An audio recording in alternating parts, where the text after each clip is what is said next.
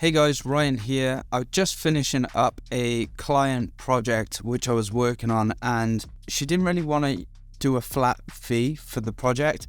I didn't know exactly what the project was going to involve. It was kind of animation and we were going to work together as we worked out the project, and decided that because I don't really know what's involved, she is not sure how much help she needs, that we're going to work on an hourly rate. And I've never done this. In 4 years of freelancing, I charge for a video and that's it. I'll look at it, I'll think about the value I provide, who the client is, I'll give a flat fee, and it's kind of like on me that if it takes me longer than I expect, I take the loss. If I do it quicker, then it's a win. And I'm going to give you some reasons basically why I don't think in most scenarios you should charge hourly, and maybe when it's probably okay. So for example, today when I was working with the client, it was a test. It was like, neither of us really know what's involved, so let's just work together hourly. We started with a phone call, but then immediately I realized the problems, because we agreed $50 an hour to work on some animation stuff, and I realized a few things. The first thing that hit me was, one, because especially being remote, like, how is she gonna know that I've done enough work? What if I finish it really quickly? Will I feel like I need to do more? Or how do I pace myself throughout the day? And I think the biggest thing about charging hourly is, you've got to remember this: if you charge $50 an hour now, in 2 years time you do the same thing that would have taken you 10 hours in 2 hours, you're going to give the same result, but you're going to get paid 5 times less. So really the first reason is, you should not be punished for how good you are. So as you get better, you shouldn't be punished for how good you are.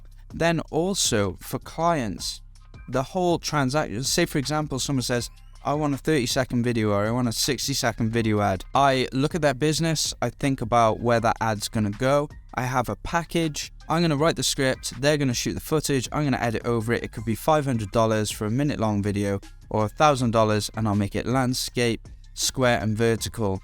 As I get better and faster and I can do more of these, then it just means I'm gonna make more money, but the clients still get the same product. It doesn't change. Like McDonald's still charges the same for their food, but their processes get quicker and more streamlined, so they make more profit. Also, you should be really charging on the value you create for the client. So if a client comes to you and says, I need a video, I'm selling a course on how to make $100,000 a month with e-commerce, you're going to go and charge like $50 for a video, or you're going to charge hourly. It's just going to add confusion. Whereas what you could say is, no problem, I'll write your script, you shoot it, I'm going to edit over it, and it's going to be $1,000. And they either say yes or no, and then you can move on to the next client. So for the clients that do want it, it's really nice and simple, because they know they're getting what they want. It's $1,000. There's no surprises at the end of it. And sometimes, not as often as you would think, sometimes I end up working overtime on a client project, but most of the time I get a $500, $1,000 video done in a day or two. And another thing is like client revisions. So you might be thinking, oh yeah, but what if the client wants this and this and this? Well, if you've led the interaction properly, the client isn't gonna keep hounding you for stuff, because if you're in that mindset and you're uncertain, then the client might be unsure about you. But if you're sure, when the video is done and it's good, you're the expert, you tell them this is done, then they probably won't want changes. They're not looking to waste their time talking about changes. So you shouldn't be scared of loads of revisions. Over the long run, it's like 1 or 2% of clients are going to be a pain in the ass. But really, if you've led the interaction, you say, yep, it's this much, I'll get the video done, here's the time scales. Just upload your footage and I'll edit over it. This could be for any creative niche, really. It could be programming, coding. You've got to create your offer, and then pretty much that is your offer, and some people will take it and some people won't.